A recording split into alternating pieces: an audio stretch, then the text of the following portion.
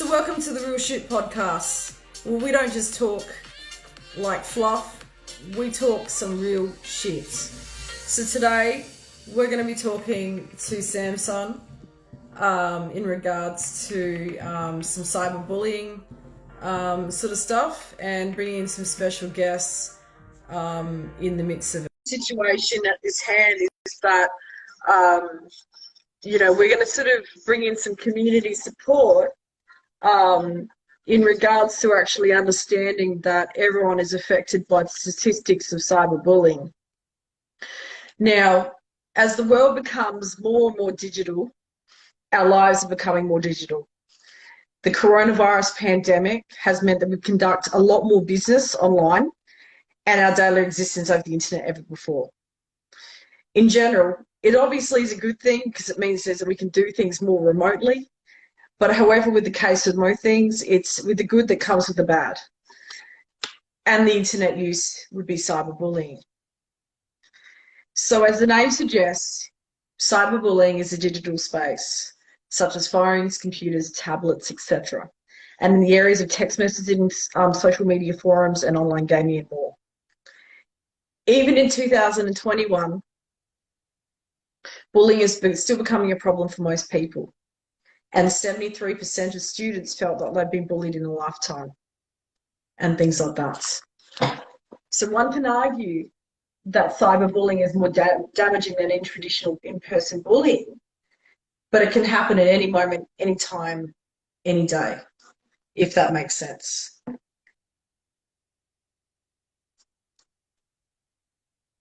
So from a perspective in general, we're getting... Hey, what's good? Yes, Lyric Radio, what's good with you? One and only Samson. How you doing? I'm good. How are you?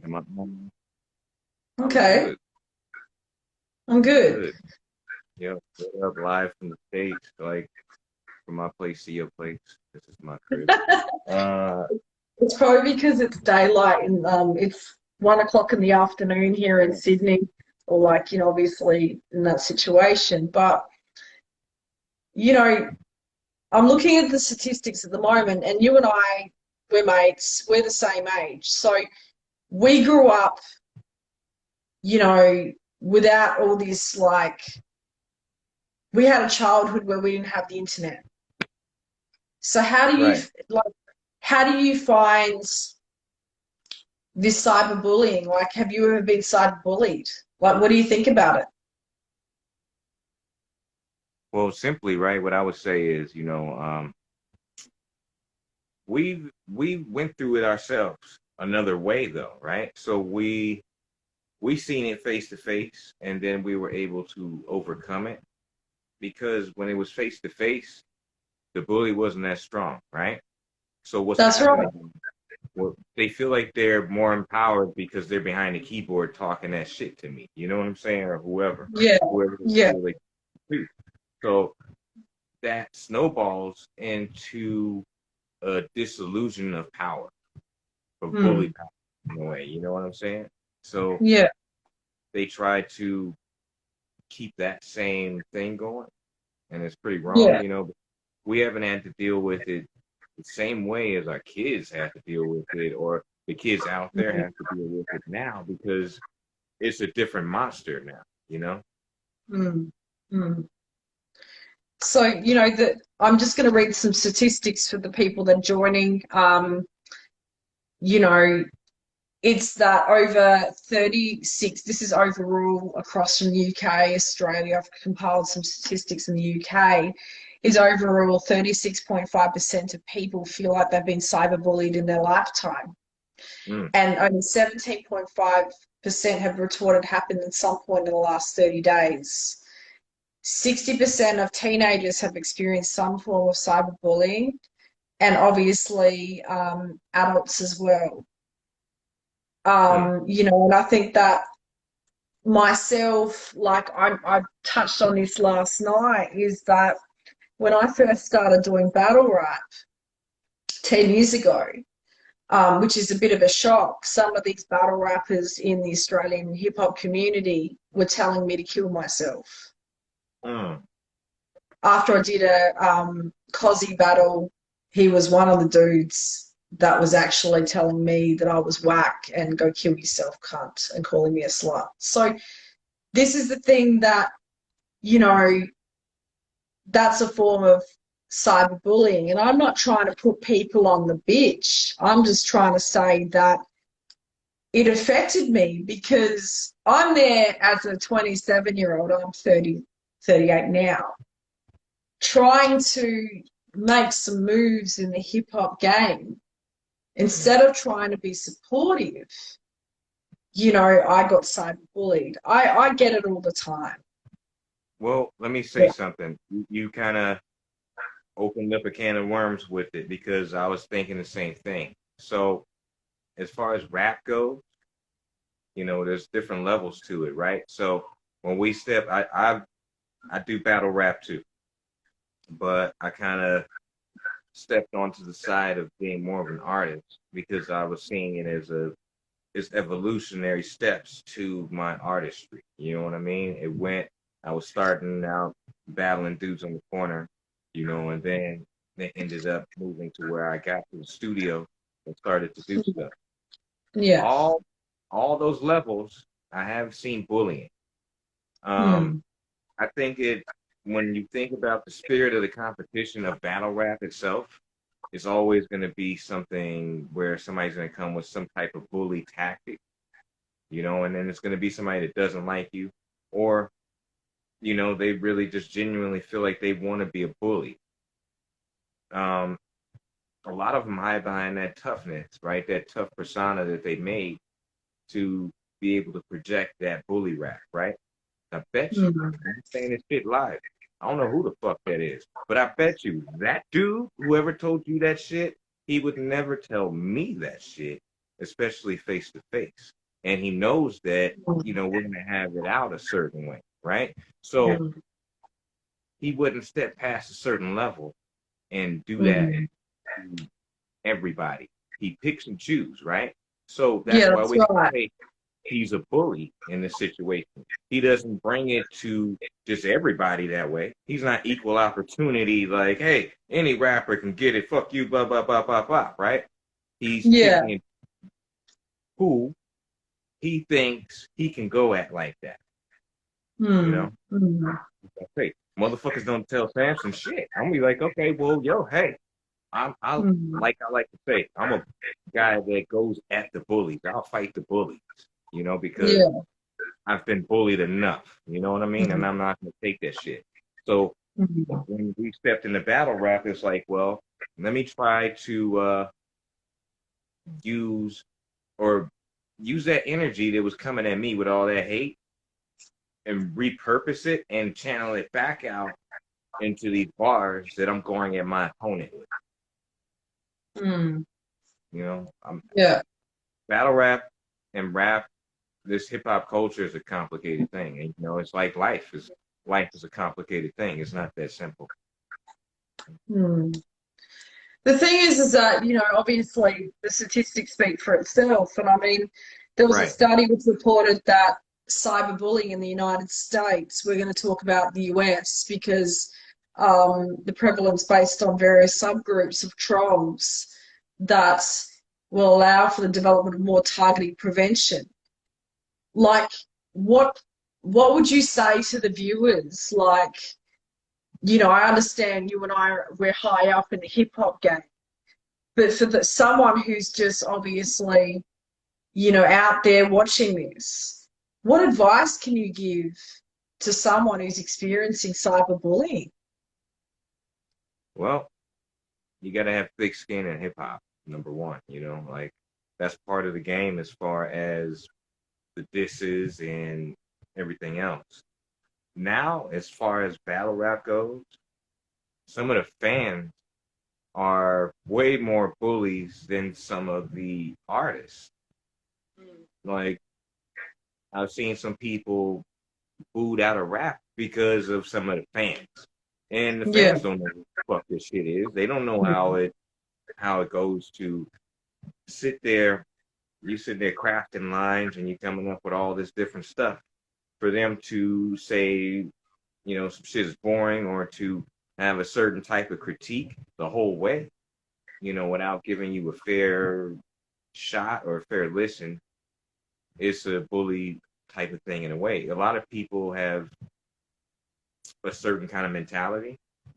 And, I think it stems from bullying, but it also stems from having to have tough skin, so they end up bullying back. It's weird.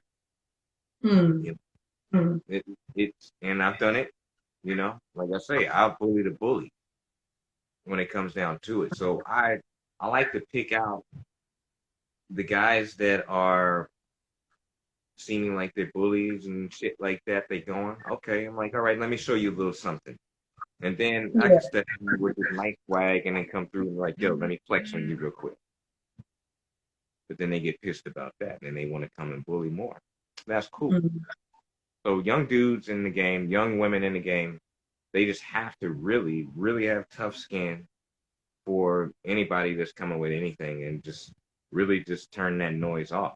It's like shooting free throws in a gym that's not yours.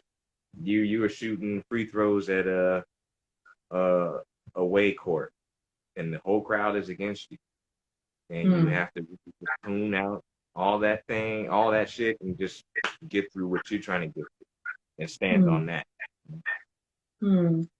What's your experience with cyberbullying yourself? Like being as a person, like did you ever have an incident that you would want to speak about that kind of like show the viewers what you've actually been through? I've had a few of them. Like it doesn't stop. It's more or less like the more people feel like they have freedom and power to say something that they want to say, because everybody feels like, oh, this is my platform, right? We can do it and we can say we want to. So then they'll come on the platform and say, fuck you, Samson, I don't like you. I'm like, all right, cool, whatever, bro. Fast forward, we get a lot of different MCs that are trying to get into the game that might come and use platforms to bully because they're trying to drum up things, So I can't really say that it was one particular moment. There's multiple moments. And I'm sure that a lot of people have had multiple moments. Some of them been big. Some of them are small. You know what I mean? Like they're nothing that you would really think of. You would keep your day going. As far as a rapper, like I've seen more rappers try to bully me than more fans or just regular people online in general. Due to the competition of the sport that we're in. I feel like some of these people, if they would have met me in a different place and time, they might not have approached me that way. Because they might have said, oh, he's a cool dude. Why the fuck am I going to try to come at him? Yeah, Cali life, they getting it out here. Zoom, zoom. Zoom. Zoom, zoom. So tell people a little bit about yourself.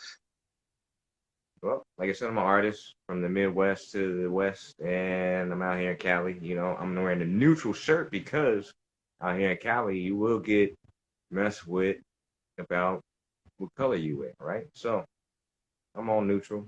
I got homies from all sides. I've been an artist for a very long time. And when I say artist, I'm a graphic design artist. I'm a hip hop artist. I'm a voiceover artist.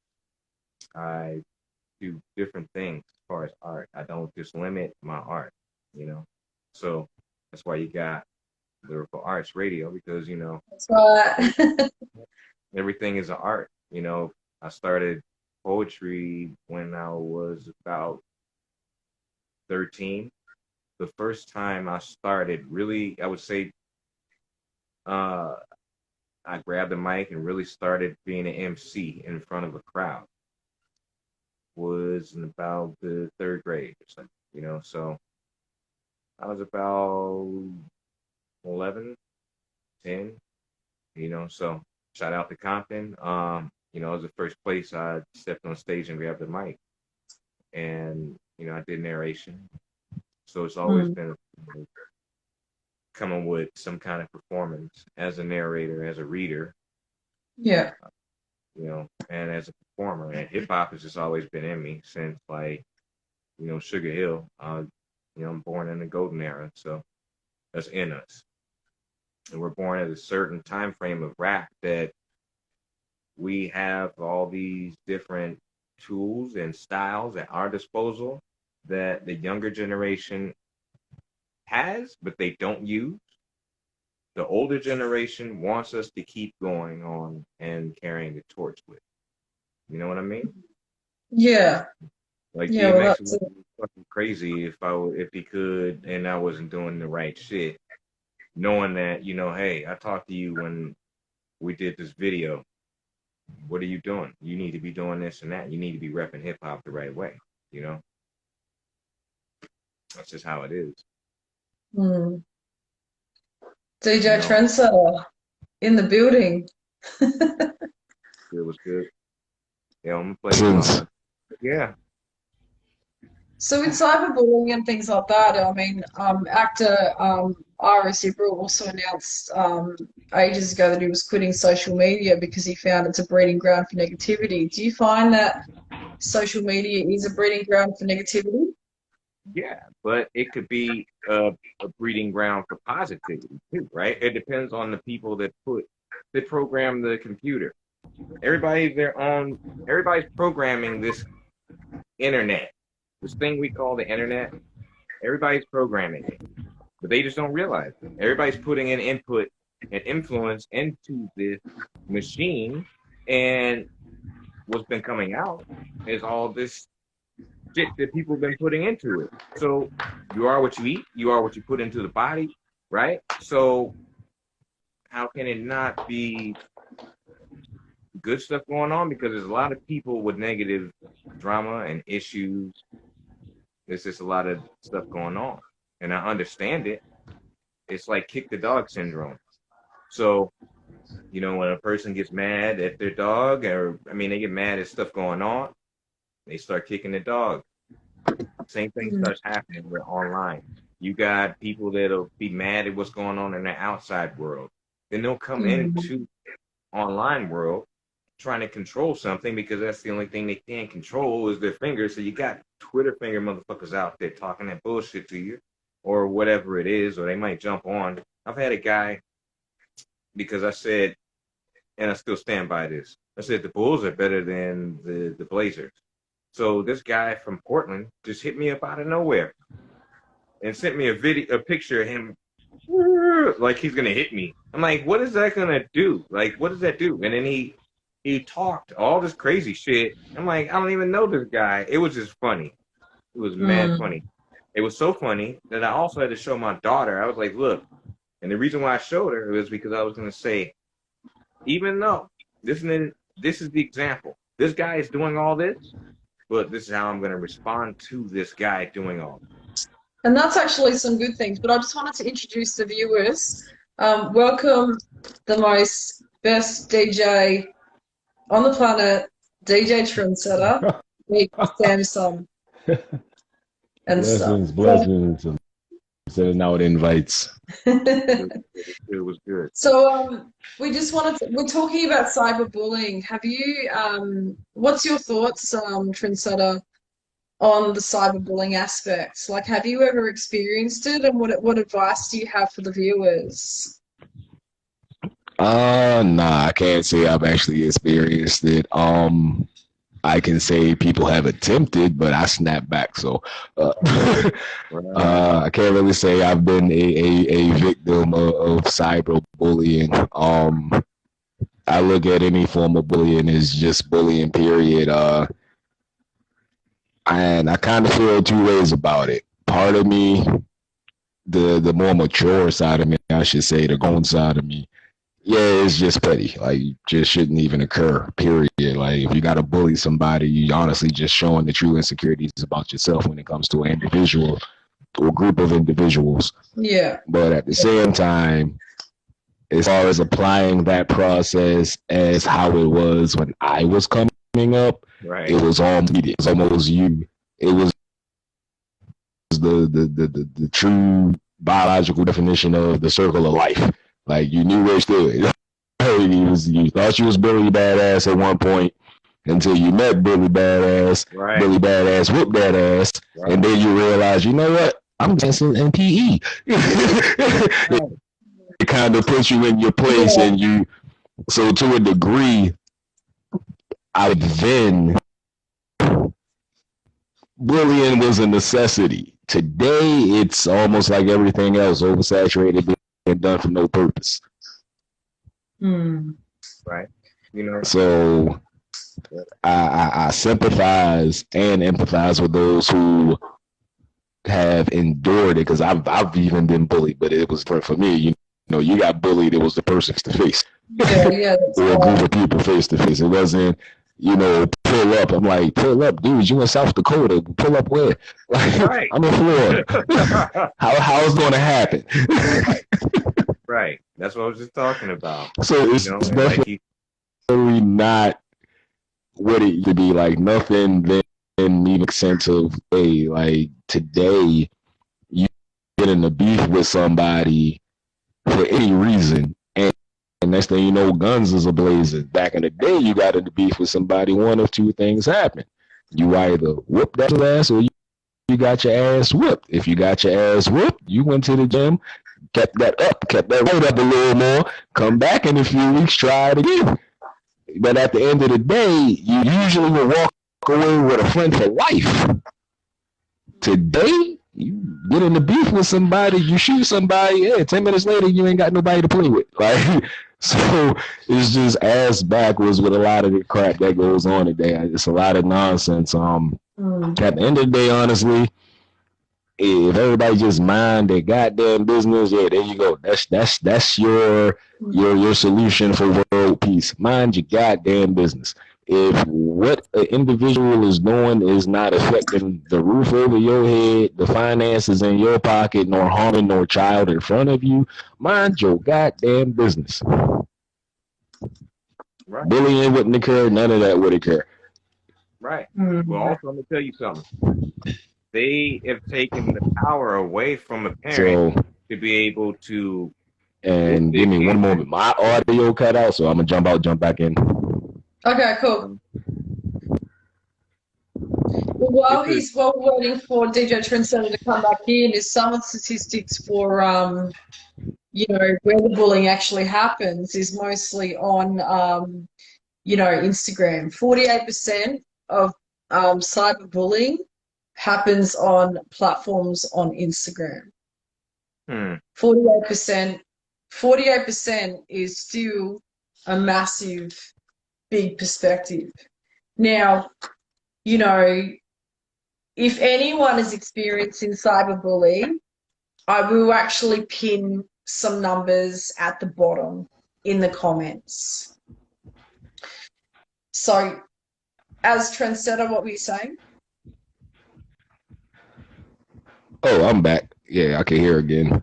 I mean, I saw that you guys was responding to me, so that's why I kept talking here. No, that's okay. There's a comment here. I support for 34_Kia. I support a lot of artists and singers and dancers, poetry and DJs on Insta.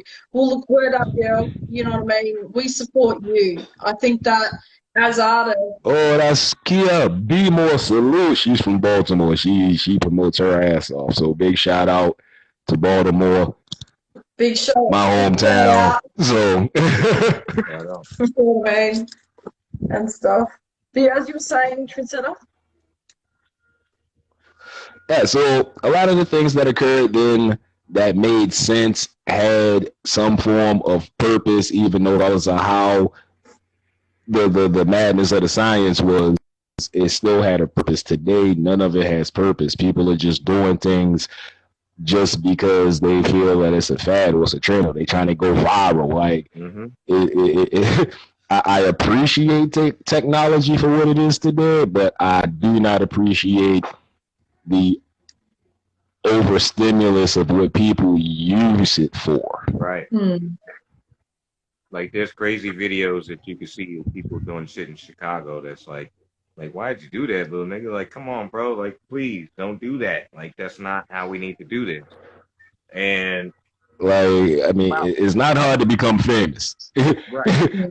Anybody in the entertainment industry will tell you it's not hard to become famous. Where the work comes in is getting those finances to catch up to the popularity. Because being famous in the game, even for me, regardless of how popular I am, honestly, to me, I embrace it. I appreciate it. Big shout out to all my supporters and followers. I love y'all. Without y'all, there is no me.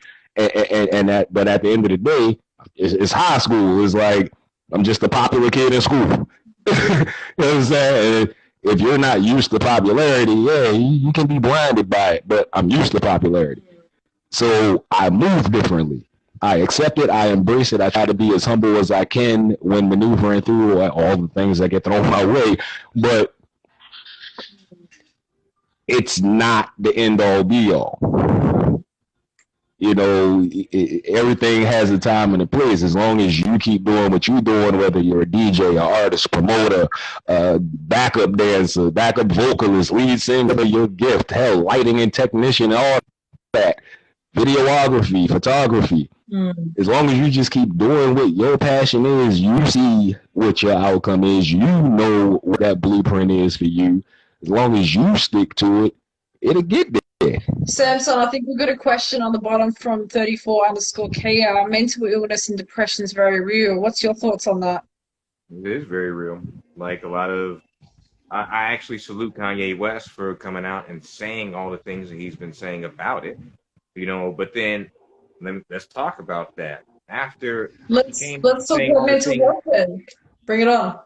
After he came out saying all the things he was saying, he kind of got cyberbullied about all the things that he was saying when he was trying to bring mental health and mental awareness to people and let them know what was going on. You know what I mean? And let them know about, from a brother's perspective, you know, because we really don't go to the doctor like that for that kind of stuff at all. Anybody, we'd be like, yo, hey, I'm just gonna go chill with the homies and go smoke a blunt. I don't need to be bothered with that doctor and he can tell me about whatever I done seen in the hood. I don't need to go and tell him all that shit, right? That's the perspective from brothers in the hood. Now Kanye, he's like, look, this can help you if you go and you deal with it in this way. So just a quick question. Question, boys, because the reason I brought you guys in, because, you know, with mental health and stuff, we're going to move on to mental health, is that how do men deal with, obviously, women we think differently. So how, is it like a stigma for actually talking about mental health and experiencing, like, especially in the Black community, you know, just in general, you know, how do you deal with stuff? Like, you know, if someone's experiencing mental health, a lot of weed. You take your licks, you get up, and you keep going. You know, it's kind of like we internalize a lot of stuff, right? So, and I can only speak from the brother's perspective. From, you know, I am from some pretty hard places, and people will say, okay, wow, how do you deal with that? You know. You hear sirens all the time, but you know, that's what it is, right? There's always something going on in life. How do you process what's going on in life and still make it work for you as far as life?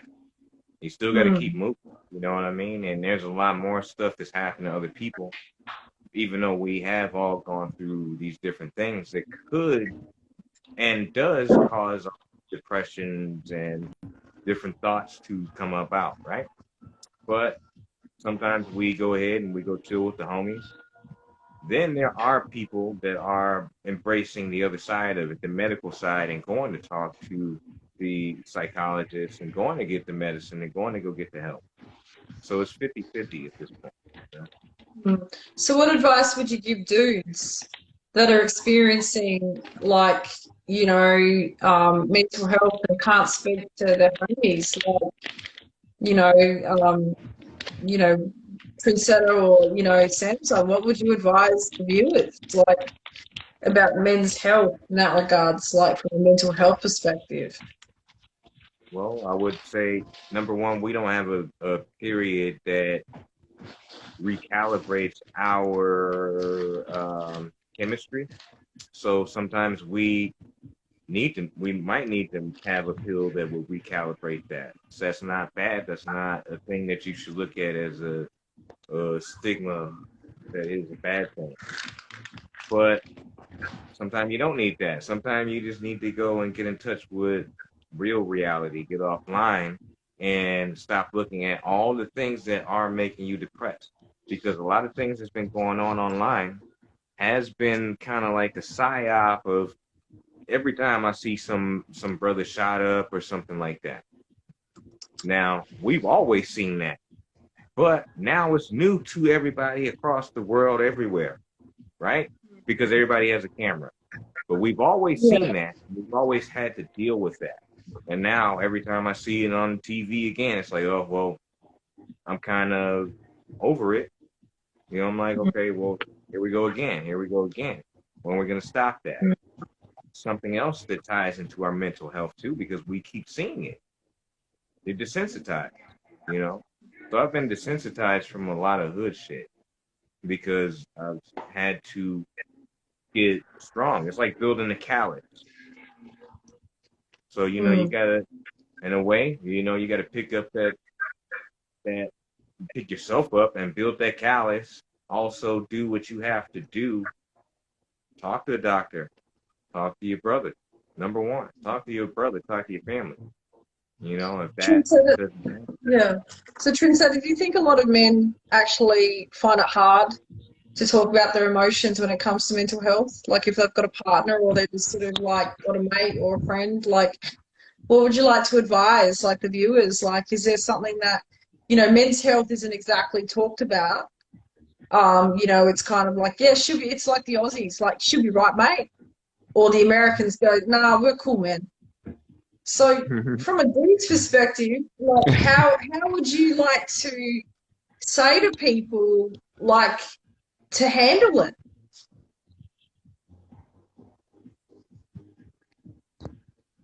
All right, not to be facetious about it, but you kind of just said it.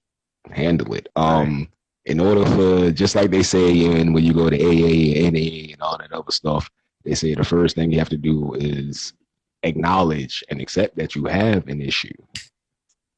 If you can't get that part done, everything else is just futile. But for those who are willing to acknowledge that they are experiencing something, and you really can't blame the individual because it's always a deeper, so you always got to get to the root. And a lot of people do a lot of digging, but still never get to the root of what a person's situation is for them to be mentally feeling the way they feel, period. Right. So that also comes from a lot of background history. A lot of men, quote unquote, are raised a certain way, you know, not to cry, not to show any sign of weaknesses, things of that nature. So it's almost instilled, especially if that is what you see in your daily, if that is your environment, as the brother stated earlier, like you become numb to it. It's the Novocaine effect. All you have to do is be applied. And if you keep applying it, eventually you will get numb. There will be side effects.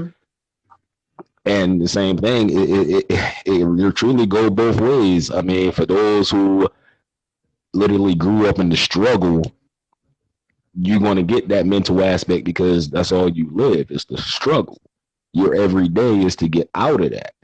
And then for those who are literally, you know, born with everything handed to them, silver spoon, they go through their own struggles too because they don't know how to live. People who never actually knew how, or if you don't come from a struggle, you'll never know how to live. Right. And you got to learn to maintain to keep what you got. That's a whole nother struggle. You know what I mean? So, and sometimes some people that don't have anything, they get into that position of having all this shit, and then they just don't know how to maintain that. And that ends up making them fall off.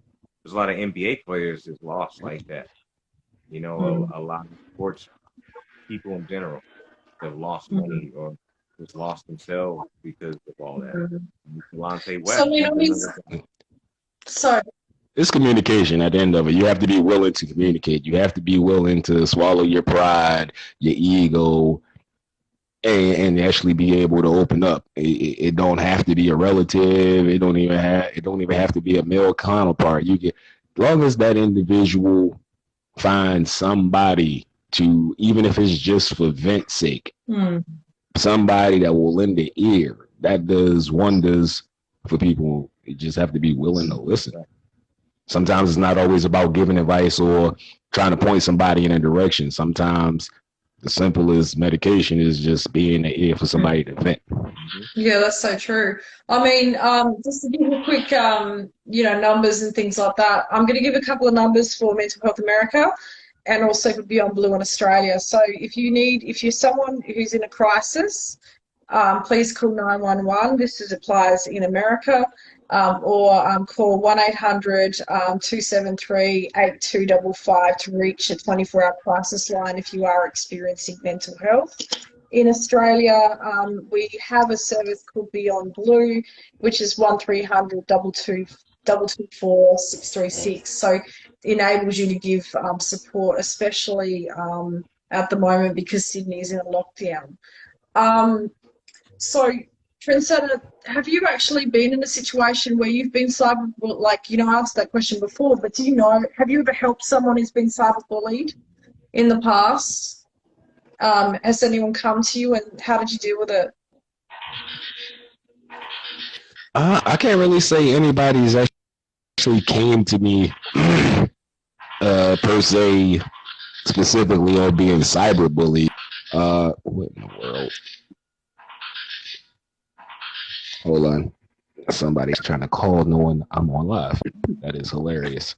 Happens all the time, so don't worry about it. Yo, what up, Open Season? What's good with you? I feel you, brother. Jesus. Like, oh my God, the notifications. Yo. All right, so for those who are actually tuning in, stop trying to call me. There's an ad comment. Just type your comments there, and as the pop up, I'll correspond. I see them, but no one has actually ever came to me specifically or directly for cyberbullying. Like, I get the questions from people, whether in the industry or out, like just random shit, like their relationships, they having a mental block on writing on a project, musically having a block on a project, their external job outside of the industry. Like, I get so many topics from people. I don't think any of them has ever been related to cyberbullying. It's like the entertainment's behind the scenes Dr. Phil with some of them. I don't know, but not necessarily per se for cyberbullying. So just to sort of recap, we've got a question from Open Seas in Battle Arena. We're talking about men's mental health and how they're dealing with it, and who to speak to, because men's health isn't exactly spoken about. I know, being a female, it's all over the internet because we're very emotional creatures. And we are talking about cyberbullying and how it affects people and what we can do to assist you as artists, to direct you in the right sort of direction. With women with mental health and things like that, is that we over-internalize a lot of it, and we don't, especially a big factor which will be after we have children, and I know that you guys are all parents, is that postnatal depression actually affects men. How, after the birth of your kids, did you feel any form of did you suffer any depression, or is there anything that you could advise people out there who to speak to if that they're struggling, or just in general? Keep it really, really real. You want to go first, or you want me to go first, brother? You go first. You guys go first. Okay. As far as being a parent that has had a few kids, I didn't feel like it was anything bad, or I didn't feel anything bad like postpartum depression per se. I felt that kids that were miscarriages. And that's the thing that I think women miss. They don't acknowledge that. They think that the guys are just like, oh, whatever. You know, they don't understand that other side of it.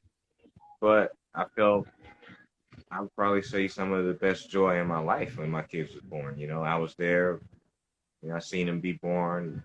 You know, so it wasn't a bad. It was a thing of pressure. It was pressure. You know, it wasn't depression. It was pressure. And it was like I had this pressure to have to do better. So as a young, I was 21 when my son was born. You know, so I just had pressure to get up and do more. Yeah. I concur with that one. It was anxiety beyond belief because regardless of how much you plan, you're never prepared. So this is what I said. Anybody out there planning on having kids, it's going to sound very, very fucked up, but I'm telling you the truth. You better have at least $250,000 saved up, and that's for the first 2 years. Because them pandas and that formula, man, they don't stop growing. Shout out to my kids. And you got to deal with that for 18 years. Like, come on, man. For real. And even after 18, you still got to do, you be like, Dada, what's up? Yo, hey. Look, you want your kids to take care of you when you grow old, put yourself in a position to take care of them while you still can. Yeah. No, it's a good point about the fact that you mentioned, Samson, about miscarriages. When women miscarriage, how does it affect a dude? Like, how does he feel? How did you feel? Well, I don't know. You know, is that directed to me or to? Yeah. What would you advise the viewers on how to deal with it? Like, if you're a dude and you're experiencing that. Well, I would say get your prayers up. Number one, that's the number one thing. Number one, yeah. You guys stay prayed up. That's the only way I've gotten through a lot of things.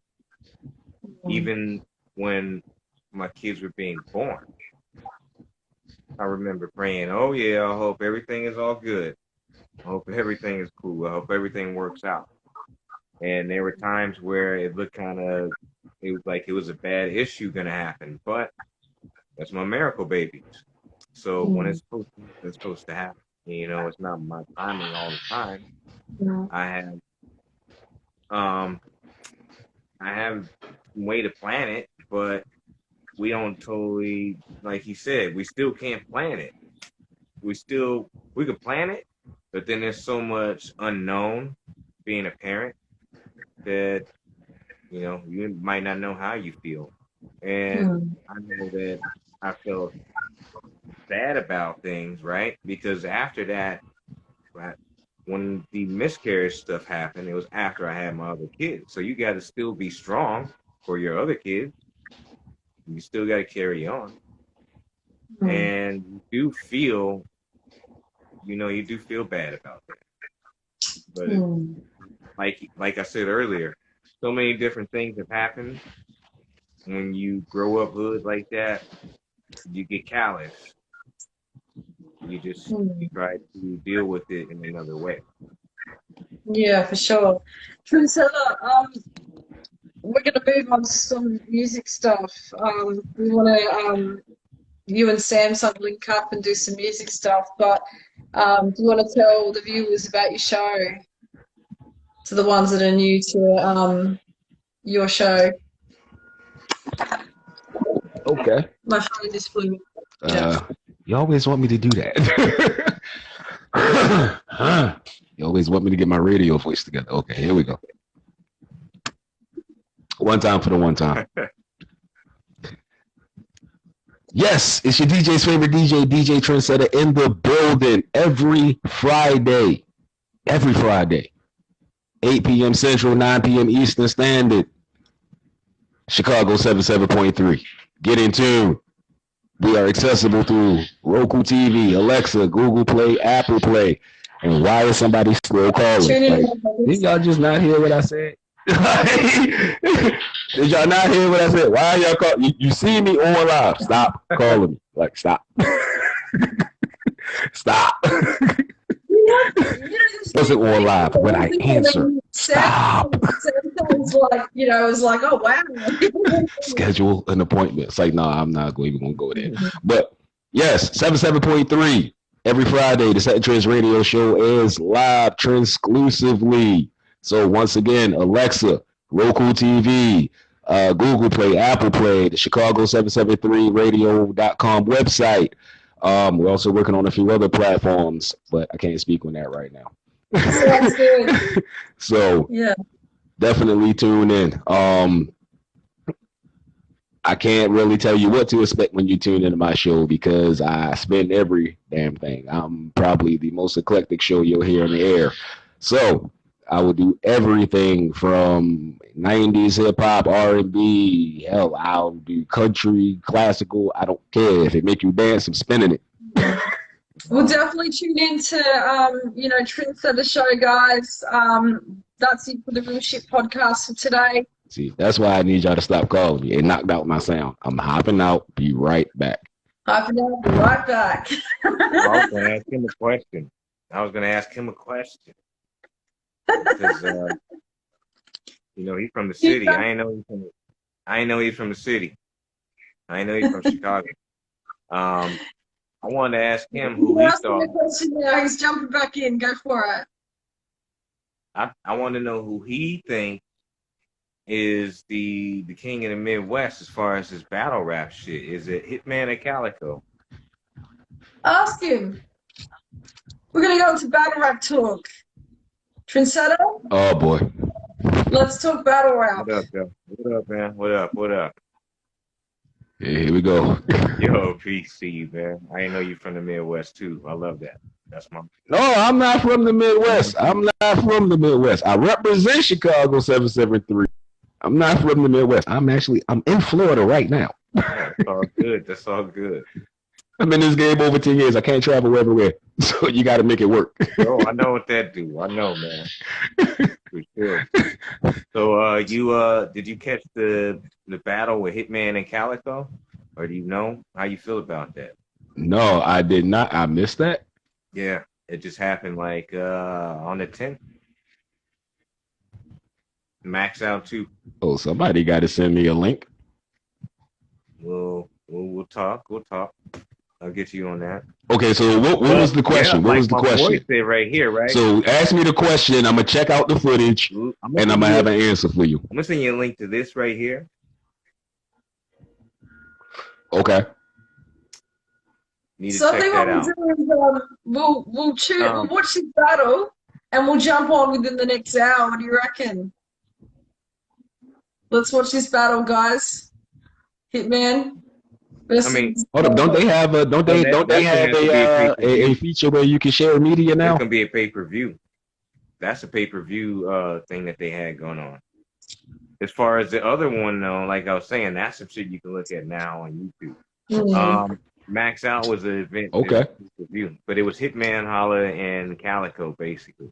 Everybody's tripping on this other shit, I guess, because somebody burnt. Something happened with that motherfucker. I don't know. But I know that I seen the Daylight and King Los battle was always more interesting to me in that shit. So everybody's feeling like Hitman is the man and shit. But me and my boy, right, we had an interview where we were talking to a dude and he said Hitman stole his bars. I don't know if you're familiar with Hitman Holla. Yeah, he's a dope dude when it comes to battle rap. So shout out to Hitman Holla.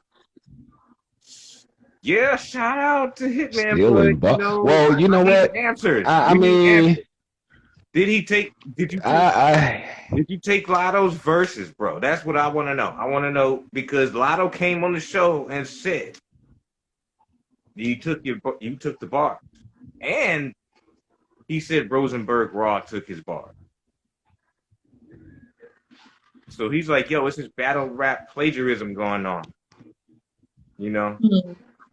One, I'm not surprised if that is true in point in case. Two, is the easy way to prove it from his standpoint if any of his previous battles where he used those specific bars were used, and if the timestamp is before Hitman did, then there's your proof in the pudding. Right. Anyone that goes in a battle, not good. Like I don't have some good words for anyone that basically ghostwrites their own battle. You know, like I got some major words for that. You know, I think that in order to be able to see. He didn't ghostwrite it, he just stole it. Well, that's even worse. And then he put it out. He said that he battled before, okay? And then he came to the battle and he seen dude performing his stuff. He seen two of them performing his stuff. So that's kind of suspect. Like, how do you have that happen?